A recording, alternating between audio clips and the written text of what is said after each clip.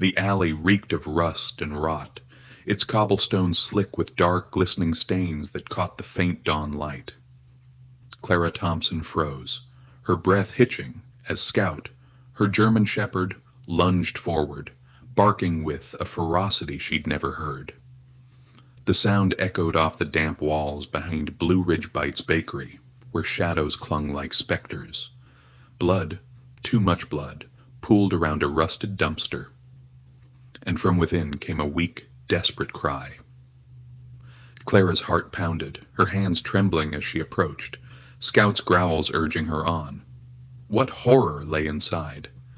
The cry grew fainter, and Clara, haunted by memories of loss, knew she couldn't turn away. Something unthinkable waited. Hope you enjoyed this story. Leave a like and share your thoughts in the comments. We'd love to hear where you're watching from. Now let's continue with the story. Clara's boots crunched on the alley's grit, each step heavier than the last. The air was thick with the metallic tang of blood and the sour bite of garbage, a grim contrast to the gentle mist rolling off the French Broad River just blocks away. Asheville's dawn usually brought her peace, with its soft light filtering through the Blue Ridge Mountains, but this morning felt like a betrayal. Scout, his black and tan fur bristling, stood rigid by the dumpster, his eyes locked on its rusted lid.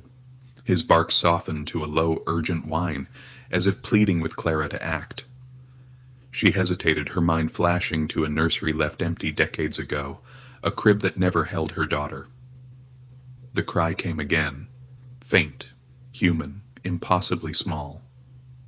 She gripped the dumpster's edge, the cold metal biting her palms. Scout nudged her leg, his warmth grounding her. With a shaky breath, she lifted the lid, and the stench hit her like a wave, rotting food, damp cardboard, and something sharper, like despair. Her eyes adjusted to the dimness, and there, among filthy rags and crumpled bags, lay a baby. Pale, smeared with blood, the infant's tiny chest rose and fell in shallow gasps. Clara's knees buckled, a sob catching in her throat.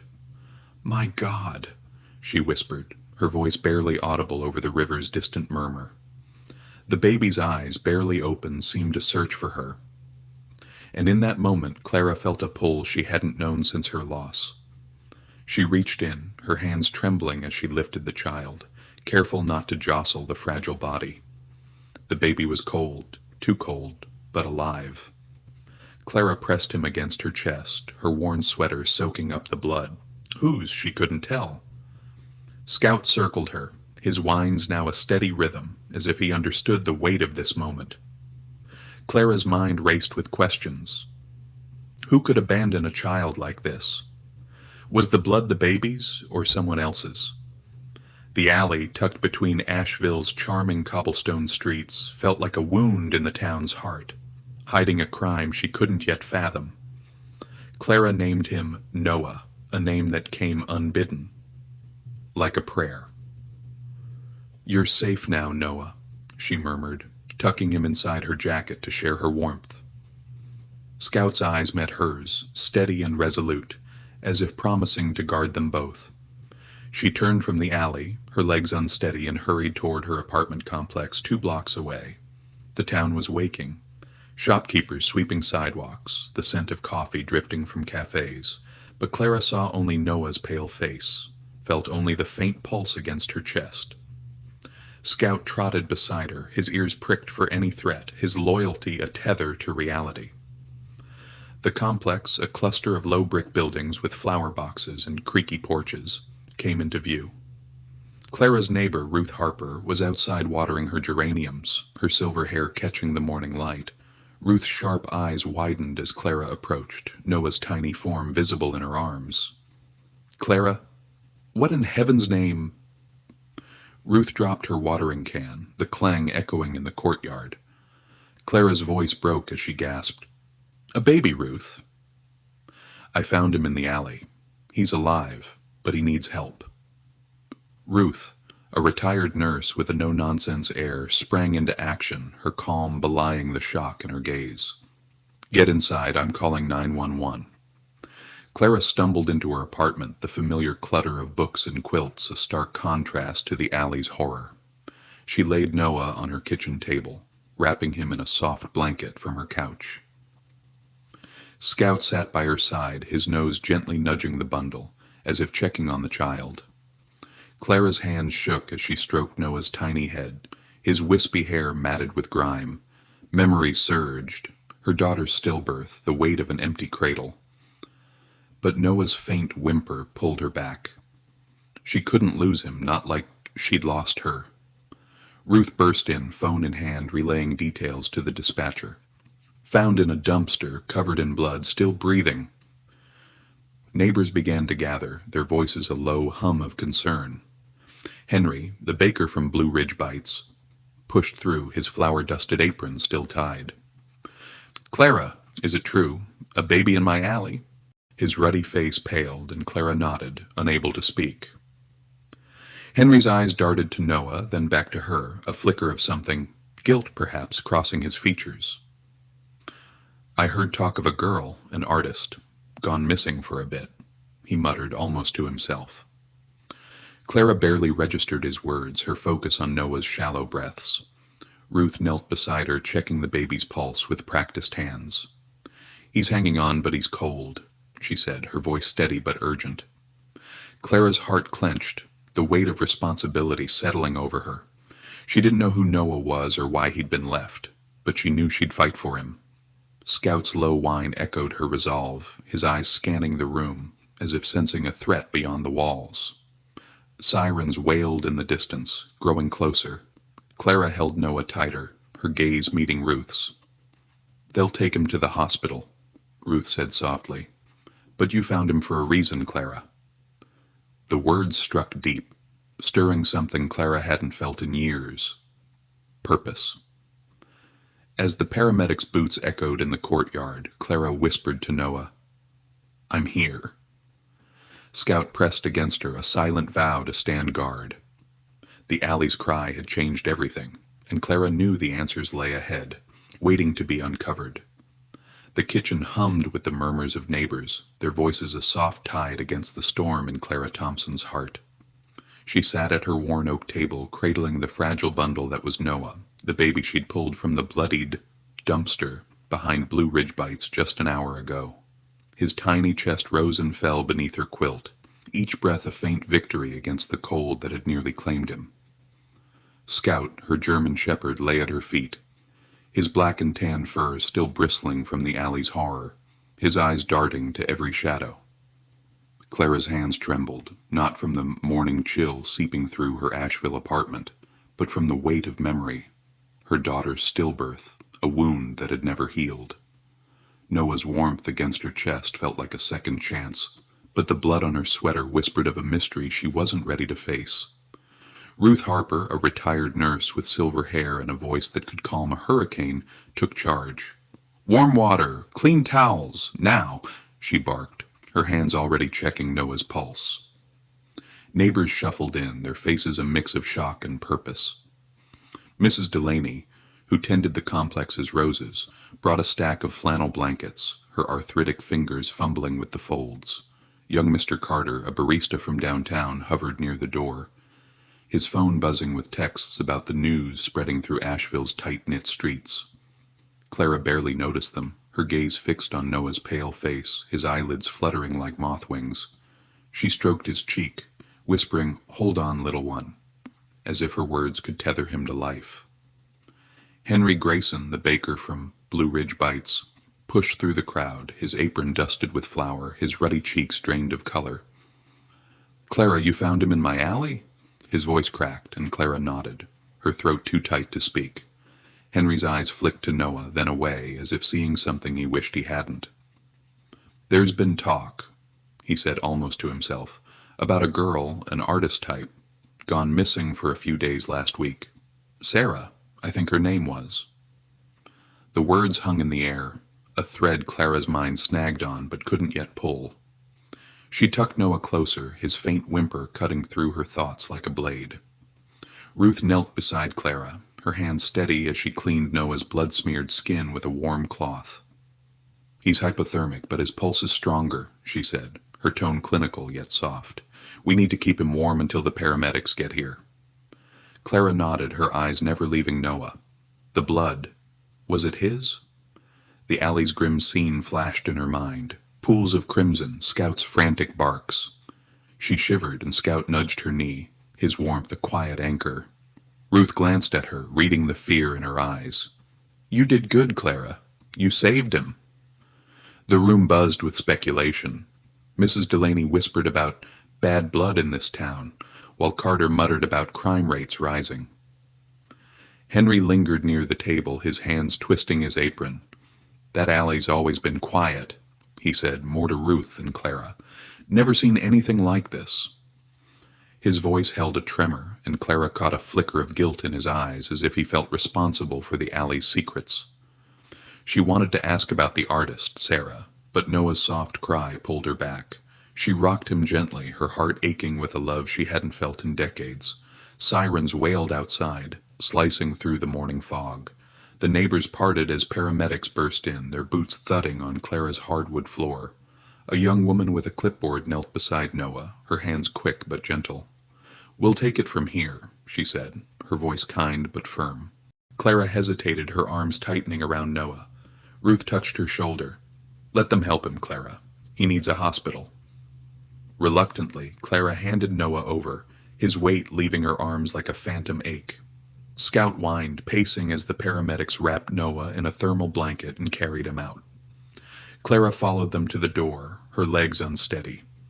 The courtyard was alive with flashing lights and curious faces, Asheville's gossip mill already churning. Police officers cordoned off the alley, their radios crackling with updates. Clara overheard one say, "No witnesses, no cameras," and her stomach twisted. Who could do this? She looked at Scout, his ears pricked, his gaze fixed on the ambulance as it pulled away. We'll see him again, boy, she whispered, though doubt gnawed at her. Ruth stayed behind, her presence a steadying force. You need tea, she said, already filling Clara's kettle. Henry lingered, his eyes distant. If that girl Sarah has anything to do with this... He trailed off, shaking his head. Clara's mind latched onto the name, a clue she couldn't ignore. Ruth handed her a steaming mug, her eyes sharp. You found that boy for a reason, Clara. Don't let fear stop you now. Clara sipped the tea, its warmth spreading through her. She didn't know what lay ahead, but Noah's cry had awakened something in her. A purpose she wouldn't abandon. The hospital's fluorescent lights buzzed overhead, casting stark shadows on the tiled floor. Clara sat in the waiting room of Asheville's Mission Hospital, her hands clasped tightly, Scout's leash looped around her wrist. He lay at her feet, his eyes scanning the room as if guarding her from unseen threats. The morning's chaos lingered in Clara's mind, the alley's blood, Noah's frail body, Henry's cryptic words about Sarah. Her sweater, still stained with blood, clung to her skin, a reminder of the horror she'd stumbled into. Yet Noah's tiny hand gripping her finger in the ambulance had kindled a fierce love, one that battled the grief she'd carried since her daughter's stillbirth 30 years ago. Lila Bennett, a nurse with warm brown eyes and a gentle southern drawl, approached. Clara, right? She said, her smile softening the sterile air. Noah's stable, but he's fragile. Hypothermia, some bruising, but no major injuries. Clara exhaled, relief flooding her. Can I see him? She asked, her voice raw. Lila nodded, leading her to the neonatal wing. Scout followed, his paws silent on the linoleum, his presence a quiet reassurance. Clara's heart raced as they entered a room filled with incubators, each a fragile cocoon of life. Noah lay in one, his tiny body swaddled in white, a monitor beeping softly. Clara's breath caught as she saw his chest rise and fall, stronger now. She pressed a hand to the glass, and Noah's eyes fluttered open, locking onto hers. His tiny hand twitched, as if reaching for her, and Clara's tears spilled over. You're a fighter, she whispered, her voice breaking. Lila stood beside her, her own eyes misty. He's lucky you found him, she said. The media's already sniffing around, calling it a miracle. I told them to leave you be. Clara stiffened. Media? The thought of reporters dissecting Noah's story made her skin crawl. She wanted to protect him, to keep him safe from prying eyes. Lila nodded, her expression grim. Small town, big story, but don't worry, I'll keep them at bay. Clara managed a weak smile, grateful for Lila's kindness. She thought of her own loss, the headlines that had hounded her after her daughter's death. Noah deserved better. Back at her apartment, the quiet felt oppressive. Clara sank onto her couch, Scout curling up beside her. The day's events replayed in her mind, the alley, Henry's rumor, Ruth's steady hand. She tried to focus on Noah, but a nagging fear grew. Who had left him in that dumpster, and why? She rose, pacing to the window, the French Broad River glinting under the afternoon sun. Asheville's charm, its cobblestone streets, its bluegrass echoes, felt distant, overshadowed by the alley's darkness. A soft knock startled her. She opened the door to find a folded note on her doorstep, the words scrawled in black ink. He's not yours. Clara's blood ran cold, her hand shaking as she clutched the paper. Scout growled, his hackles rising, his eyes fixed on the empty courtyard. Clara scanned the shadows, but no one was there. The note's weight settled in her chest, a threat she couldn't ignore. She thought of Noah's grip, his trusting eyes, and a fire kindled within her. She'd lost a child once. She wouldn't lose another. Clara tucked the note into her pocket, her mind racing. Henry's words about Sarah echoed. Could she be involved?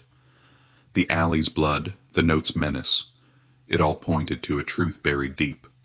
Scout nudged her hand, his warmth pulling her back from panic. She knelt, stroking his fur, his steady gaze grounding her. We'll find out, boy, she said, her voice firm. The hospital, Sarah, the note. They were pieces of a puzzle she had to solve. Noah's cry had called her to this fight, and Clara would answer, no matter the cost. Ruth's words from that morning lingered. You found him for a reason. Clara clung to them as she locked her door, Scout at her side. The river's distant murmur carried a promise of answers, but also danger. She didn't know who wanted Noah or why, but she knew one thing. She'd protect him with everything she had. As dusk settled over Asheville, Clara's resolve hardened, a beacon against the gathering shadows. The morning sun filtered through the lace curtains of Clara Thompson's Asheville apartment, casting delicate shadows on the hardwood floor, but the warmth did little to ease the chill in her heart. The note, "He's not yours," lay folded on her kitchen table, its stark words a silent accusation. Clara's hands, still stained faintly with the alley's blood, trembled as she sipped her coffee, the bitter taste grounding her. Scout, her German shepherd, lay at her feet, his ears pricked, his eyes darting to the window as if sensing the threat that lingered beyond the French Broad River's gentle flow. The memory of Noah's tiny hand gripping hers, in the hospital anchored Clara, but the note's menace gnawed at her resolve. She couldn't shake the image of the blood-soaked alley, behind Blue Ridge Bites, nor Henry's whispered rumor about Sarah Miller, the artist who'd vanished briefly. Clara knew she had to act, but fear and grief warred within her, echoes of a daughter lost decades ago. Ruth Harper's knock was brisk, her silver hair catching the light as she stepped inside, her nurse's efficiency undimmed by retirement. "You look like you haven't slept," she said, her sharp eyes landing on the note. Clara sighed, sliding it toward her. "Found it last night. No signature, no clue who left it." Ruth's lips tightened as she read, her fingers tracing the scrawl. "This isn't a prank, Clara. We need to be careful." She set the note down, her gaze softening. "Noah's doing better, but you're in this now. You ready for what that means?" Clara met her eyes, the weight of Ruth's words settling like a stone. She wasn't sure, but Noah's faint cry in the dumpster had changed her. She nodded, her voice steady. "I have to be." Ruth wasted no time. She called a meeting in the courtyard, rallying the neighbors with the same authority she'd wielded in hospital wards. By noon, a dozen residents gathered under the complex's oak tree, its leaves rustling in the mountain breeze. Mrs. Delaney clutched her rosary, muttering about evil in Asheville, while Mr. Carter, the barista, scrolled through local news on his phone, frowning at reports of Noah's discovery. Henry Grayson arrived late, his baker's apron swapped for a flannel shirt, his ruddy face etched with worry. "That alley's my backyard," he said, his voice low. "Never thought I'd see something like this." Clara caught the guilt in his eyes, the same flicker she'd seen yesterday, and wondered what he wasn't saying. Ruth laid out a plan. Security cameras for the complex, night watches, and a log of any strangers lurking near. "We protect our own," she said, her tone brooking no argument. The neighbors nodded, their southern hospitality hardening into resolve. Carter volunteered to install the cameras, his tech-savvy hands already itching to work. Mrs. Delaney offered to bake casseroles for the watch shifts, her voice trembling but firm.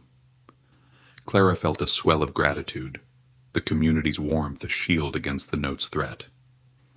Yet her mind kept drifting to Sarah Miller. Henry's rumor, her disappearance, her return, felt like a thread she needed to pull.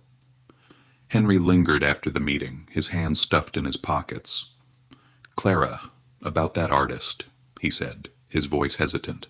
"Sarah Miller. Lives out by the river, paints those mountain scenes you see at the galleries. Folks say she was gone for a week right around when Noah was left. Came back quiet, skittish." He paused, his eyes distant. "Might mean nothing, but with that note—" Clara's pulse quickened. "Do you know where she lives?" she asked. Henry nodded, scribbling an address on a napkin. "Be careful, Clara. Something's not right." That afternoon, Clara took Scout for a walk, the napkin tucked in her pocket. The streets of Asheville buzzed with life, tourists snapping photos of historic buildings, bluegrass notes drifting from a corner busker. But Clara's world had narrowed to Noah and the note. As she crossed the French Broad, Scout's leash taut in her hand, she spotted a figure lingering near a cafe, their hooded jacket out of place in the spring warmth. Scout growled, his hackles rising, and the figure vanished into an alley. Clara's heart raced, the note's words echoing, "He's not yours." She tightened her grip on Scout's leash, his steady presence urging her forward. Lila Bennett, the nurse from the hospital, appeared at Clara's door that evening, her warm brown eyes clouded with concern. "Heard about the note," she said, settling on the couch with a mug of tea. "Ruth called me. You okay?" Clara managed a weak smile, touched by Lila's care. "Not really," she admitted, her voice raw. "Noah's all I can think about, and now this." Lila's expression softened, and she leaned forward, her hands clasped. "When I was a kid, I lost my brother to leukemia. He was 6. I know what it's like to hold on to someone fragile. Noah's got you now, Clara, but you can't do this alone." Clara's throat tightened, Lila's words cutting through her armor. She thought of her daughter's empty crib, the silence that had followed. "I don't know if I'm strong enough," she whispered. Lila reached for her hand, her grip firm. "You are, and you've got us." Scout nudged Lila's knee as if in agreement, and Clara felt a flicker of hope. Lila's story, her quiet strength, mirrored the community's support, a reminder that Clara wasn't facing this shadow alone. As Lila left, promising to check on Noah, Clara clutched the napkin with Sarah's address, her resolve hardening. She'd find answers for Noah's sake.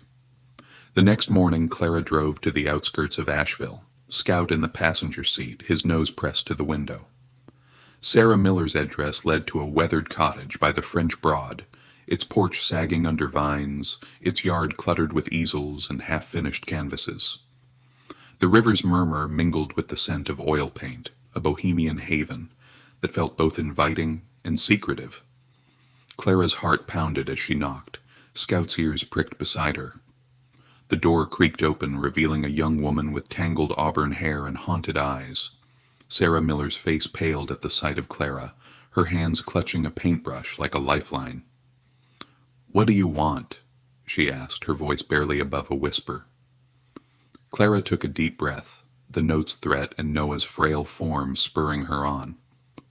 "I found a baby in a dumpster," she said, her voice steady despite the tremor in her chest. "His name's Noah. I think you know something about him."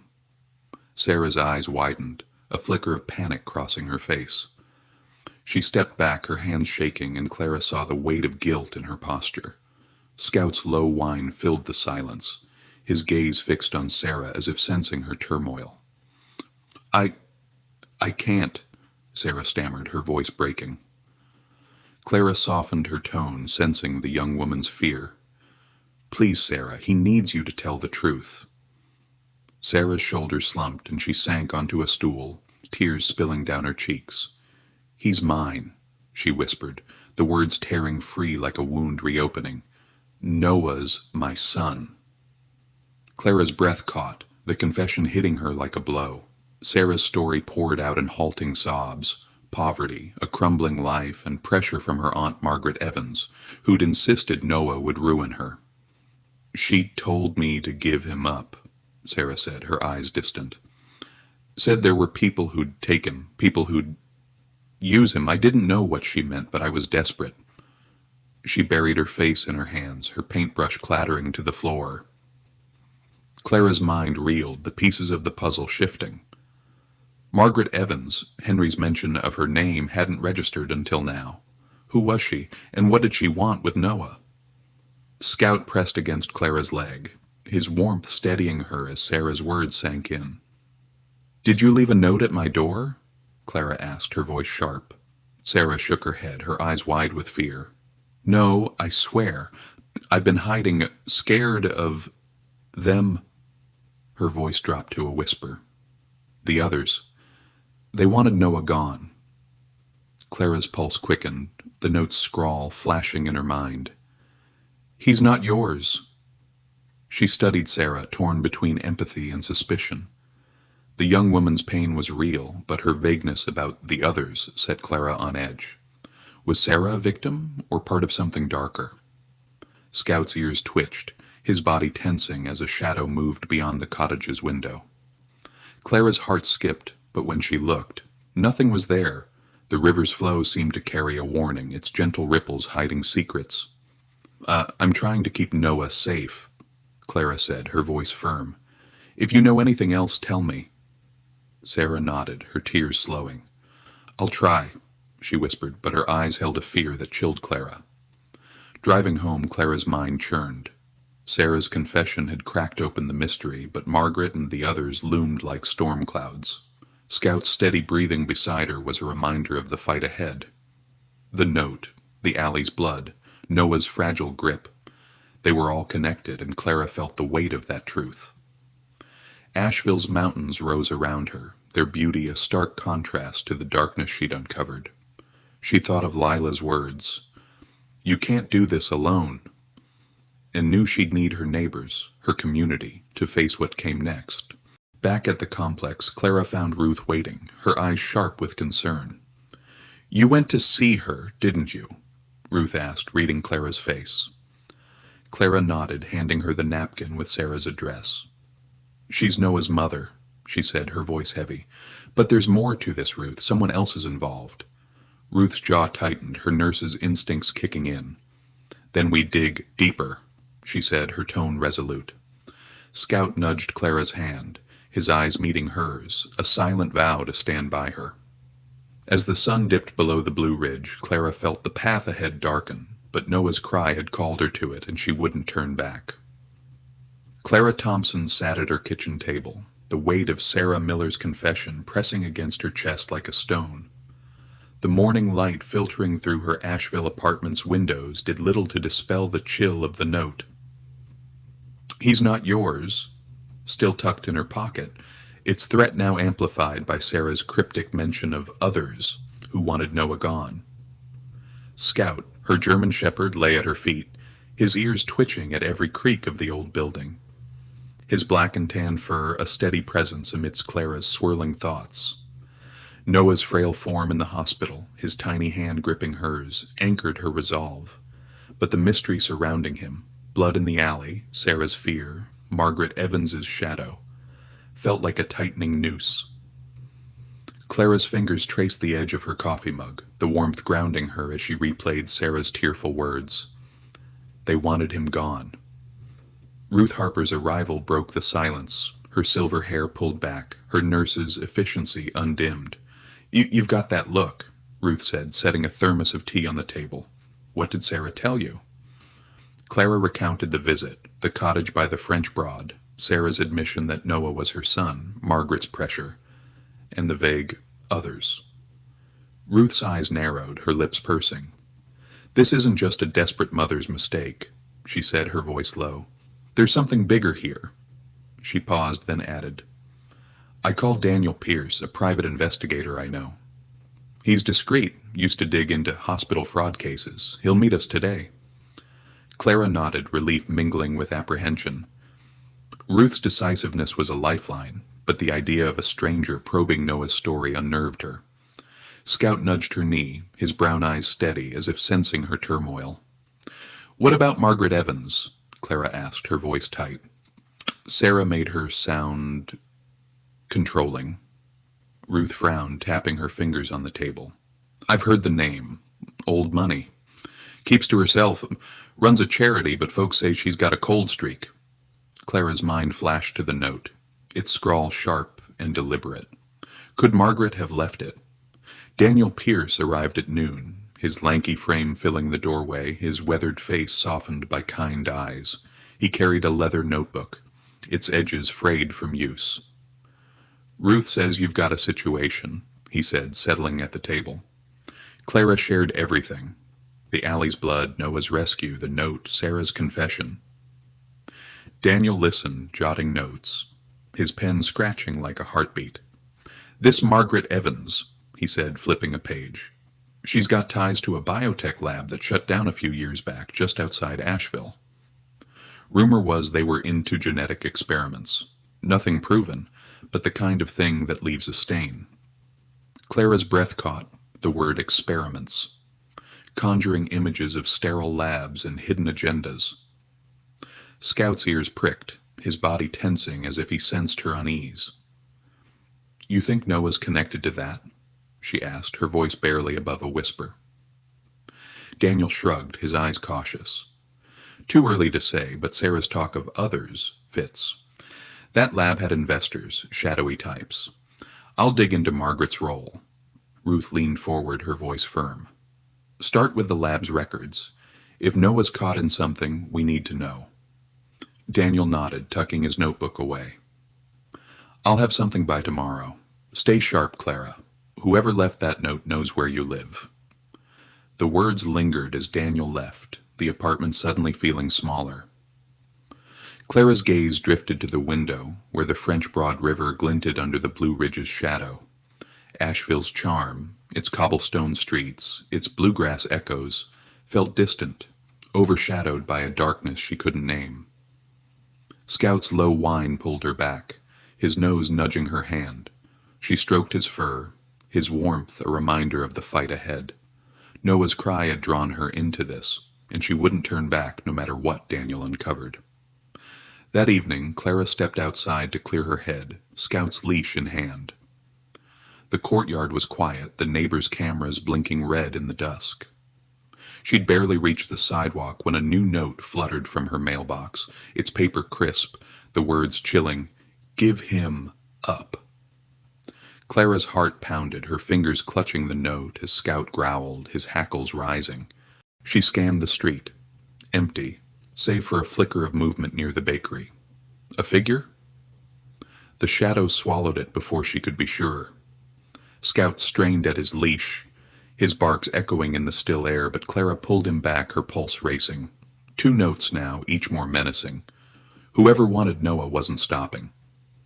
She hurried inside, locking the door, Scout pacing beside her. The notes lay side by side on the table, their scrawl identical, a taunt she couldn't ignore. Clara's mind churned. Margaret, the lab, Sarah's fear. Were they all linked? She thought of Noah's trusting eyes, his fragile grip, and a fire kindled within her. She wouldn't let them take him. Ruth's words echoed. There's something bigger here. Clara knew she stood at a crossroads, pursue the truth or focus on keeping Noah safe. Scout's steady gaze met hers, his loyalty a silent vow. She chose both, her resolve hardening like the mountains around her.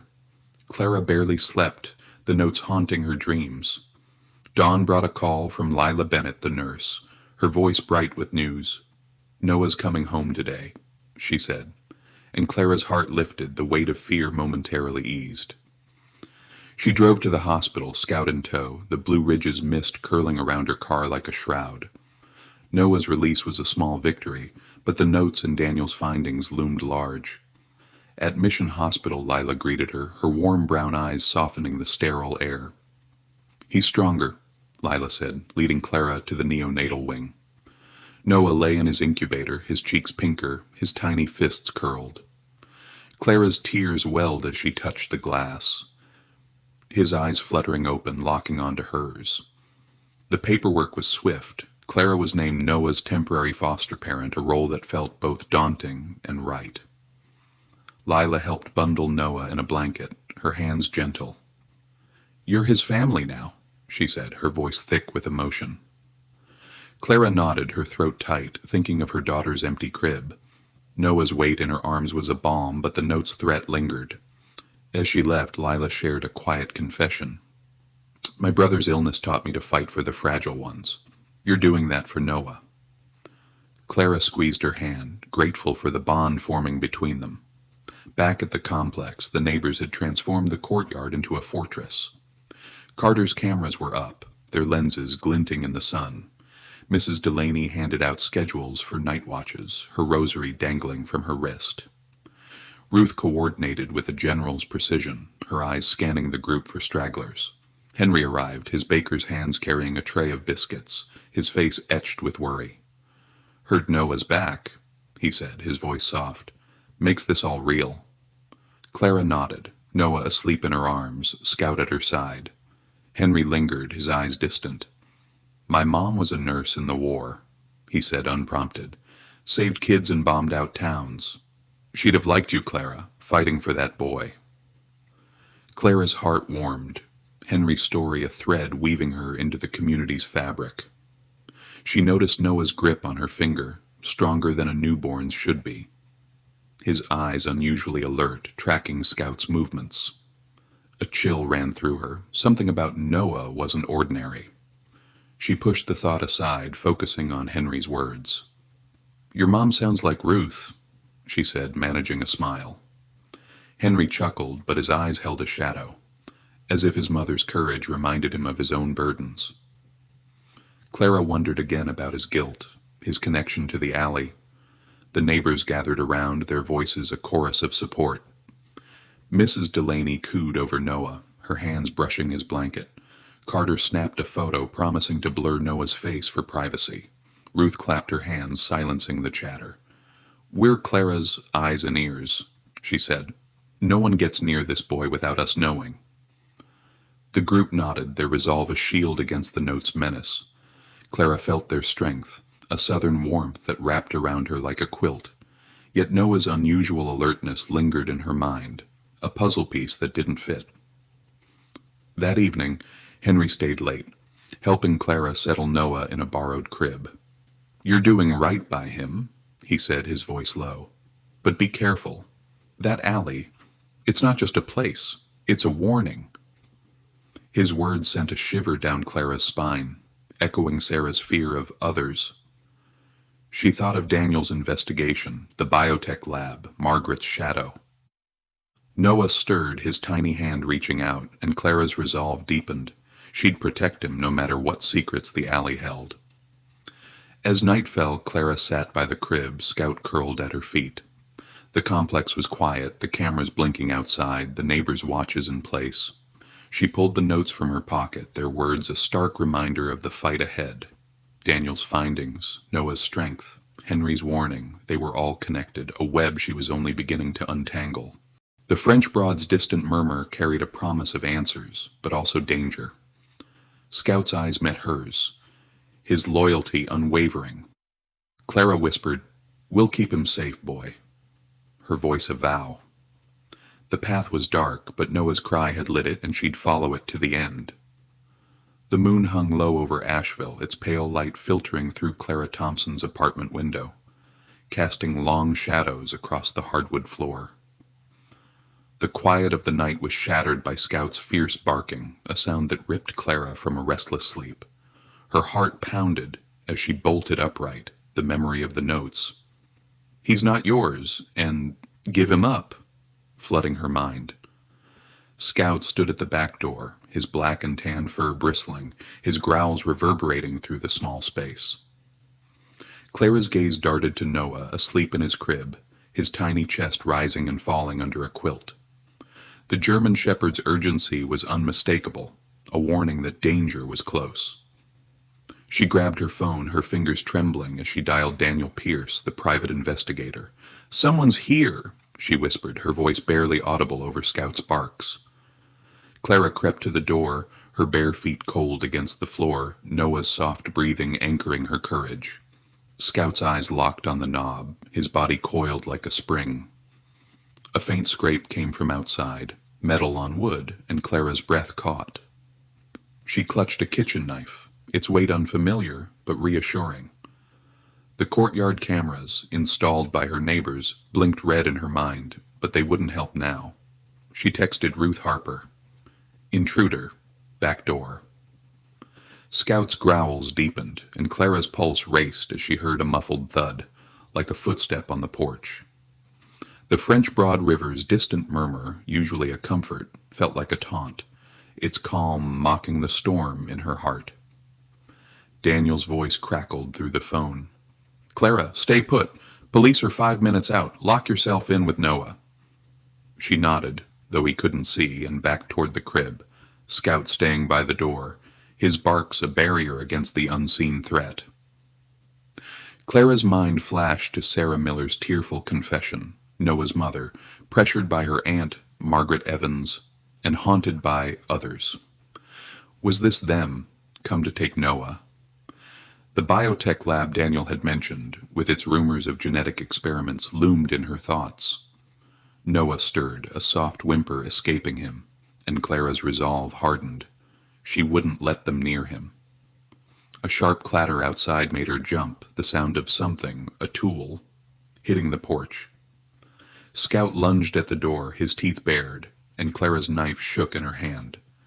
Headlights flashed through the window, followed by the wail of sirens. The noises outside stopped, replaced by the crunch of gravel as someone fled. Clara's knees buckled, relief and fear colliding. Scout's bark softened to a low growl, his eyes still fixed on the door. Red and blue lights flooded the courtyard, and Clara heard boots thudding, voices shouting. She set the knife down, her hands shaking, and scooped Noah from his crib, his warmth grounding her. Scout pressed against her leg, his vigilance unwavering. The police found a scarf snagged on the porch railing, its silk embroidered with the initials M.E. Clara's stomach twisted, Margaret Evans. Daniel arrived, his lanky frame silhouetted in the doorway, his face grim. "They're gone," he said, holding up the scarf. "But this is a lead." Clara nodded, Noah cradled against her chest, Scout's nose nudging her knee. The officer in charge, a gruff man named Jenkins, took her statement, his pen scratching as she recounted the night's terror. "We'll patrol the area," he said, but his tone held little promise. Clara felt the weight of the scarf, its presence a taunt. Margaret was involved, but how? Clara drove to Margaret's estate the next morning, a sprawling manor on Asheville's outskirts, its iron gates cold and imposing. Scout sat in the passenger seat, his ears pricked, his presence a shield against her nerves. Noah was safe with Ruth, watched by neighbors, but Clara's heart ached to be away from him. Margaret answered the door, her silver hair pulled tight, her eyes sharp like a hawk's. "Mrs. Thompson," she said, her voice clipped, "to what do I owe this visit?" Clara held up the scarf, her voice steady despite the tremor in her chest. "This was left by someone trying to break into my home last night. Care to explain?" Margaret's face betrayed a flicker of surprise, quickly masked. "I lost that scarf weeks ago. she said, her tone cool. But you're in over your head, Clara. Noah's not safe with you. There are dangerous people I'm trying to protect him from. Her words were smooth, but Clara caught a tremor of fear in her eyes. Protect him, Clara snapped, her voice rising. By sending notes? By sending intruders? Margaret's lips thinned, but she didn't deny it. You don't understand, she said, stepping back. Leave this alone for his sake. The door closed, leaving Clara with more questions than answers. Scout growled softly, his gaze fixed on the manor's windows, where a curtain twitched. Clara's mind raced, Margaret's cryptic warning, the lab, Sarah's fear. Was Margaret a puppet or a puppeteer? She drove home, the Blue Ridge Mountains looming like sentinels, their beauty a stark contrast to the darkness she faced. Lila Bennett was waiting at the complex, her warm brown eyes clouded with worry. Ruth told me about last night, she said, pulling Clara into a hug. You're not alone in this. Over tea, Layla shared more about her brother's death, her voice breaking as she described his final days. I fought for him, she said, her hand squeezing Clara's. You're fighting for Noah. That's enough. Clara's tears welled, Lila's story echoing her own loss. Scout curled up beside them, his warmth a quiet comfort. Lila's presence, like Ruth's and Henry's, wove Clara into the community's fabric, a shield against the night's terror. But Margaret's words, dangerous people, lingered, a puzzle Clara couldn't solve alone. She thought of Noah's unusual strength, his alert eyes, and a chill ran through her. The lab's shadow was growing, and she needed Daniel's findings to light the way. The afternoon brought a third note, slipped under Clara's door while she was at Margaret's. He's not safe. Clara's heart sank, the scrawl identical to the others, its threat now a scream. Scout barked, his hackles rising, and Clara's hands shook as she clutched the paper. She called Daniel, her voice urgent. Another note, she said. And Margaret's hiding something. Daniel's tone was grim. I've got a lead on the lab. Meet me tomorrow. Bring Scout. Clara hung up, her gaze falling on Noah, asleep in his crib. His tiny hand twitched, stronger than it should be, and Clara's unease grew. What was he? Daniel's office was a cramped space downtown, its walls lined with files, the air thick with coffee and dust. Clara sat across from him, Scout at her feet, Noah in a carrier beside her. Daniel spread documents on the desk, their faded logos bearing the lab's name. Genix Biotech. They were working on genetic enhancement, he said, his voice low. Resilience, strength, cognition, unethical stuff, shut down after whistleblowers leaked it. Clara's breath caught, her eyes on Noah, who watched Scout with an intensity no newborn should have. Noah was part of this? She asked, her voice trembling. Daniel nodded, sliding a report across. This mentions a subject born around Noah's time, linked to donor blood, Margaret's blood. Clara's mind reeled, Margaret's scarf and warning snapping into focus. She knew, Clara whispered. She's protecting him, or controlling him. Daniel's eyes were grim. Could be both, but someone else is after him. These notes aren't her style. Too crude. Clara's fingers tightened on the report, Noah's alert gaze unnerving her. He turned his head toward a distant siren, his reaction sharper than normal, and Clara's heart raced. What had the lab done to him? That evening, Clara walked Scout in the courtyard, the neighbors' cameras blinking in the dusk. Noah slept in his carrier, his breathing steady but his presence a puzzle. A shadow moved near the oak tree, and Scout's growl erupted, his body lunging forward. Clara's pulse spiked, the third note's words, "He's not safe," ringing in her ears. She shouted, "Who's there?" And Scout tore across the grass, chasing a figure into the alley. Clara followed, her flashlight shaking, but the figure was gone, swallowed by Asheville's fog. Scout returned, his muzzle low, a scrap of fabric in his teeth, black, torn, anonymous. Clara's knees buckled, fear and anger colliding. She clutched Noah's carrier, his eyes open now, tracking her with uncanny focus. The neighbors' lights flicked on, Ruth and Henry rushing out. "What happened?" Ruth demanded, her nurse's calm fraying. Clara showed them the fabric, her voice shaking. "They're still here." Henry's face paled, his eyes darting to the alley. "This is my fault," he muttered. But when Clara pressed, he shook his head. "Just keep Noah close." His guilt, his cryptic warnings gnawed at Clara, but she had no time to unravel them. Back inside, Clara locked the door, Scout pacing beside her. The notes, the scarf, Noah's strangeness, they were pieces of a web tightening around her. Daniel's documents confirmed the lab's horrors, but who was behind the notes? Margaret's fear, Sarah's others, Henry's guilt. Clara felt the answers slipping through her fingers. She sat by Noah's crib, his tiny hand reaching for her, stronger than it should be.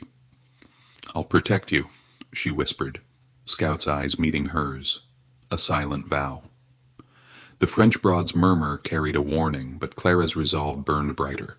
She'd find the truth no matter the cost. Clara Thompson's hands trembled as she clutched the torn black fabric Scout had retrieved from the alley, its rough texture a stark reminder of the danger closing in. The third note, "He's not safe," lay on her kitchen table, its scrawl a taunt that echoed in the quiet of her Asheville apartment. Scout, her German shepherd, paced by the door, his black and tan fur bristling, his eyes scanning the shadows beyond the window. Noah slept in his crib, his tiny chest rising with a strength that unnerved Clara, his alert gaze from earlier haunting her thoughts. The biotech lab's shadow, Genix Biotech, with its genetic experiments, loomed larger, tied to Margaret Evans's blood and Noah's unnatural resilience. Clara's heart pounded, Sarah Miller's confession and Margaret's cryptic warnings swirling in her mind. She needed answers, and Daniel Pierce, the private investigator, had promised a lead. Daniel's call came at dawn, his voice taut with urgency. "I've traced the notes to Thomas Reed, a scientist from Genix Biotech. He's holed up in a motel downtown. Meet me there, Clara. Bring Scout." Clara's pulse quickened, the name Thomas Reed a new piece in the puzzle. She glanced at Noah, his tiny hand twitching in sleep, and felt a surge of resolve. Ruth Harper arrived to watch him, her silver hair pulled back, her nurse's calm a steady anchor. "Go," Ruth said, her eyes sharp. "But be careful. This Reed sounds dangerous." Clara nodded, clipping Scout's leash, his brown eyes meeting hers with unwavering loyalty. The French Broad River glinted outside, its calm a stark contrast to the storm within her. The motel was a rundown relic on Asheville's edge, its neon sign flickering in the morning mist. Daniel waited in the parking lot, his lanky frame leaning against a pickup, his leather notebook in hand. Scout's ears pricked as they approached, his nose sniffing the air, sensing the tension. "Reed's in room 12, Daniel said, his voice low. "He's paranoid, been dodging me for days. We need to catch him off guard." Clara's stomach twisted, the note's threats. "He's not yours. Give him up. He's not safe." Flashing in her mind, she thought of Margaret's scarf, her claim of protecting Noah from dangerous people. Was Reed one of them? They knocked on room 12's door. Scout's growl a low rumble. A gaunt man with thinning hair and darting eyes answered, his face paling at the sight of them. "Thomas Reed?" Daniel asked, his tone firm. Reed's hand twitched toward the doorframe, but Scout's snarl stopped him cold. "What do you want?" Reed stammered, his voice high.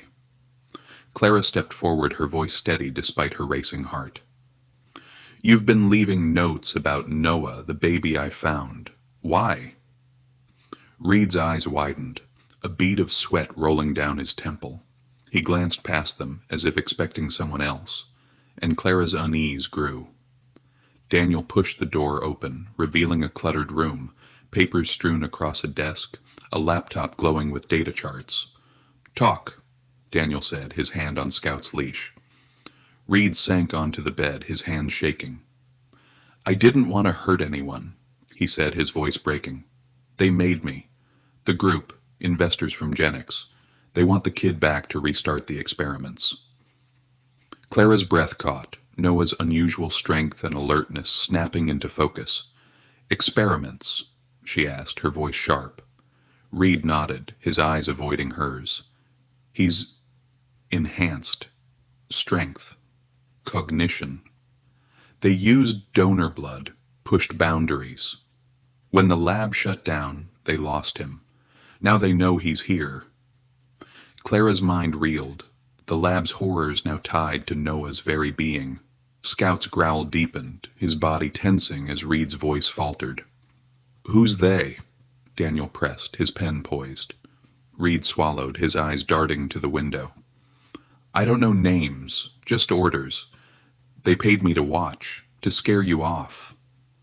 Clara's anger flared, the note's menace now a calculated ploy.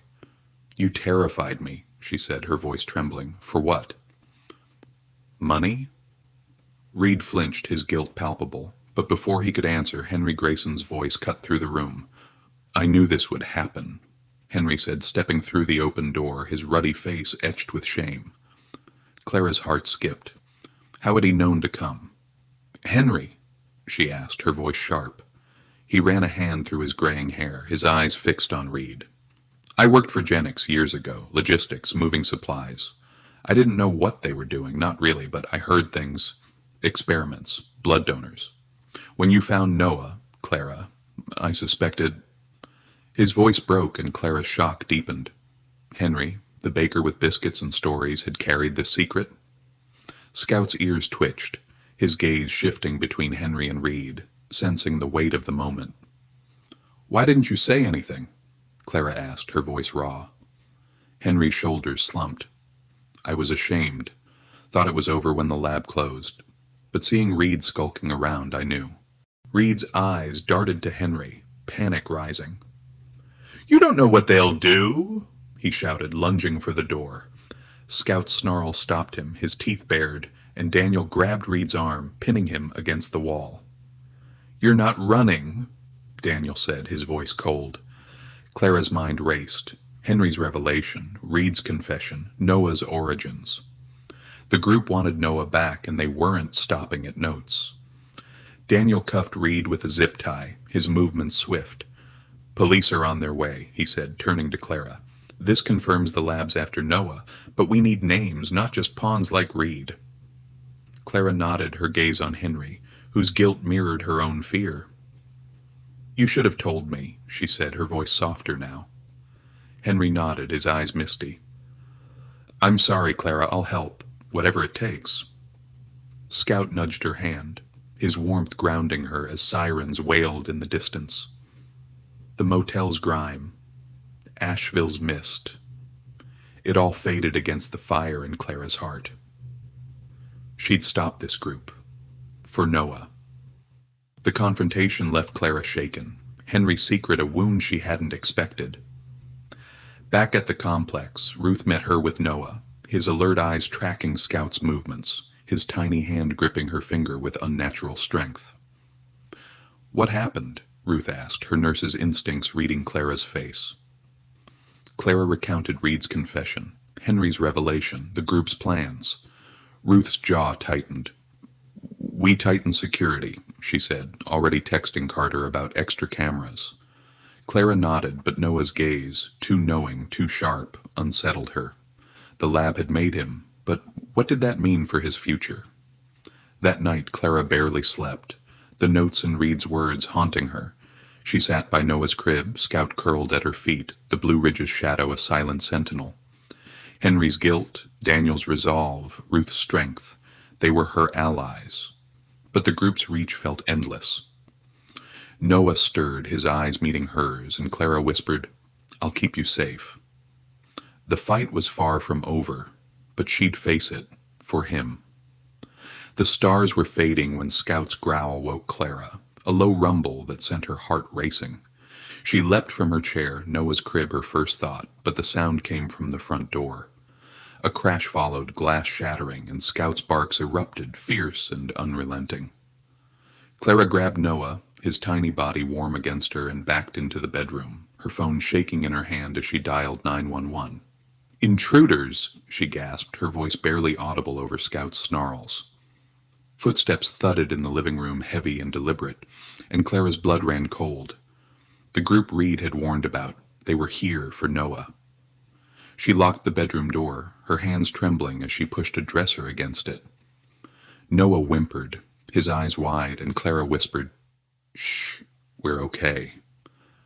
Scout stood by the door, his teeth bared, his body a shield. Shadows moved under the frame, and a voice, low, male, muttered, "He's in here." Clara's heart pounded, the note's threats now flesh and blood. She clutched Noah, his unnatural strength evident in his tight grip, and prayed for the police. Scout's growls turned to a roar as the door shuddered, someone slamming against it. The dresser held, but Clara knew it wouldn't last. She scanned the room, her eyes landing on the window. Too high, too risky with Noah. Scout's barks were a battle cry, his courage fueling hers. Headlights flashed outside, sirens piercing the night, and the footsteps hesitated. "Cops!" another voice hissed, followed by a scramble of boots. Clara's relief was fleeting. Scout lunged as the door cracked, his jaws snapping at a gloved hand. A man yelped and the intruders fled, their steps fading into the courtyard. Daniel burst in minutes later, police in tow, his face grim. "They're gone," he said, checking the broken window. Scout stood panting, a tuft of black fabric in his teeth, his eyes blazing. Clara clutched Noah, her tears falling as she rocked him. The police swept the apartment, finding a crowbar and more black fabric, matching the scrap from the alley. Officer Jenkins from the earlier break-in shook his head. "Professionals," he said, "no prints, no faces." Clara's stomach twisted, the group's reach chilling her. Ruth and Henry arrived, their faces pale. "My God, Clara," Ruth said, pulling her into a hug. Henry's eyes were red, his guilt raw. "This is because of Janix," he said, his voice hoarse. "I should have spoken up sooner." Clara shook her head, her voice firm. "You're here now." Sarah Miller appeared at the door, her auburn hair disheveled, her eyes wide with fear. "Daniel called me," she said, her voice trembling. "I've been helping him, trying to make this right." She knelt by Noah, tears streaming. "I'm so sorry, Clara. I never wanted this." Clara's heart softened, Sarah's remorse echoing her own pain. Noah stirred, his eyes locking onto Sarah, then Clara, and a smile, small, fleeting, crossed his face. Clara's breath caught, the moment a balm against the night's terror. "He knows you," she whispered, handing Noah to Sarah for a moment. Sarah's tears fell as she held him, her voice breaking. "I'll do better, I swear." Clara nodded, the bond between them fragile but real. Scout nudged her leg, his warmth a reminder of their shared fight. Daniel gathered them in the kitchen, his notebook open. "Reed's in custody, but he's small fry," he said. "This group, they're organized, funded. We need to find their leader." Clara's gaze fell on Noah, his smile lingering in her mind.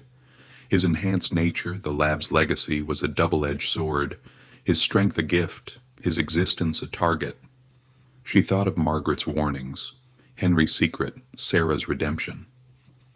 The community, Ruth, Lila, Carter, had held her up, but the fight wasn't over. As dawn broke, Clara stood in the courtyard, Noah in her arms, Scout at her side. The Blue Ridge Mountains rose around them, their strength mirroring her own. The group's attack had shaken her, but Noah's smile, Sarah's vow, and Scout's courage had steeled her. She'd protect him no matter the cost. The French Broad's murmur carried a promise of answers, and Clara knew the final battle loomed. She'd face it, with her community, for the boy who'd called her back to life. The sun dipped low over Asheville, painting the French Broad River in hues of gold and amber, its gentle ripples a quiet hymn to the town's resilience. Clara Thompson stood at the river's edge, Noah nestled in her arms, his tiny hand curled around her finger with a strength that no longer startled her.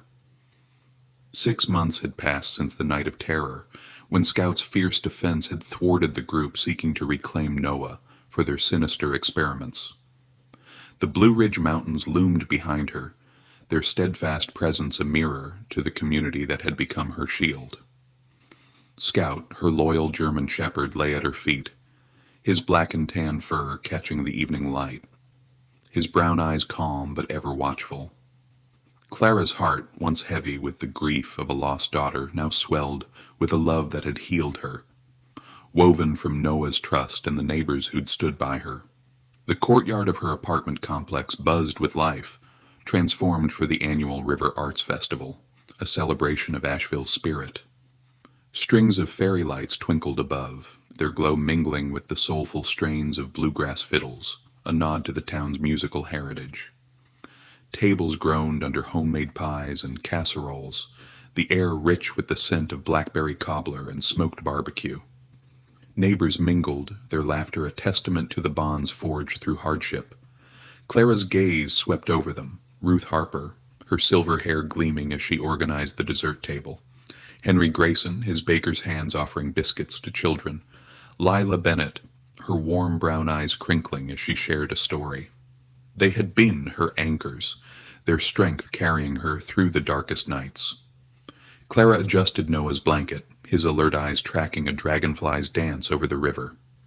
His enhanced nature, strength, cognition, a legacy of Genix Biotech's experiments, was no longer a secret to be feared.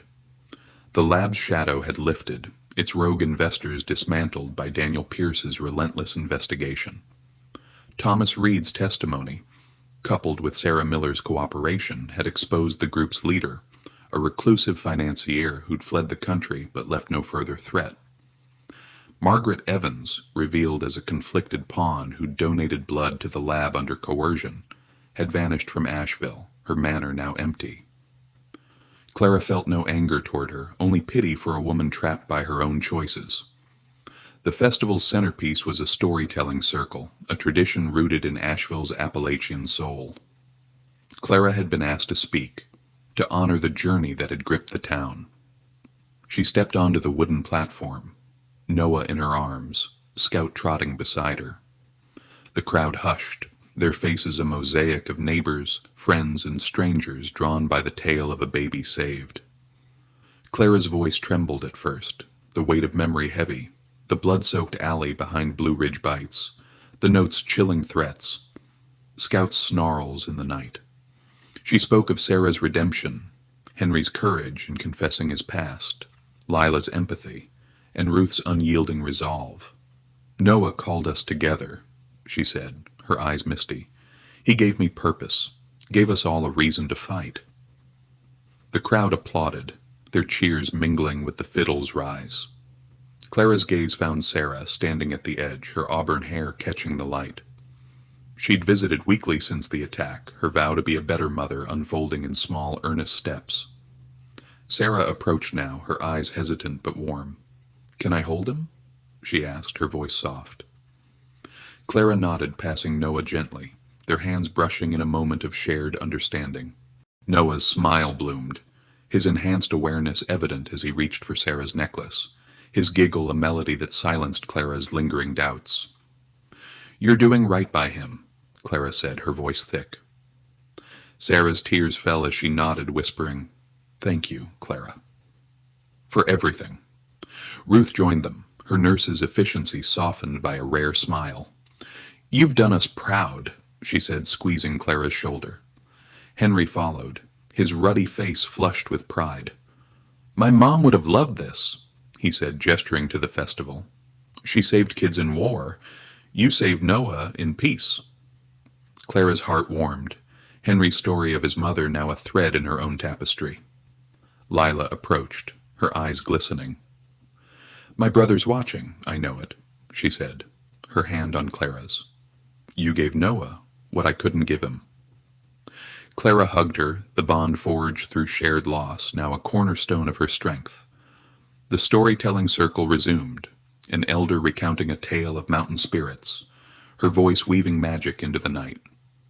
Clara sat with Noah, Scout's head resting on her knee, the community's warmth wrapping around them like a quilt.